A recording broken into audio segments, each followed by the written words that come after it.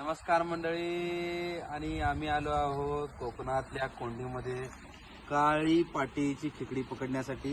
आणि आम्ही असे गळ टाकून बसलेलो आहे. घरची मंडळी, मित्रमंडळी आम्ही आलेलो आहे. आणि ही आमची ही फेवरेट कोंड मांडली जाते.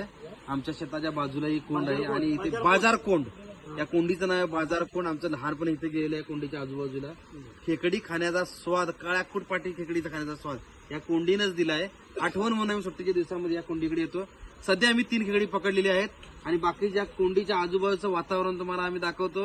आणि निसर्गानं फ्री मध्ये दिलेलं हे वातावरण जे आहे, ती घ्यायची मजा ही वेगळीच आहे. ती तुम्हाला घेता आली पाहिजे.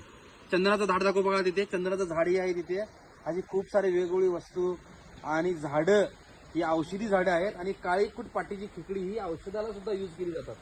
आता हा 4था प्रयोग चालला आहे आणि दोन्ही ठिकाणी खेकडी येण्याची संभावना आहे. तुझा आज आजोबा तिकडे टाकली गळात गळ अडकायला बाबा. गळात गळा का मी ह्याला तर लागणारच झाले.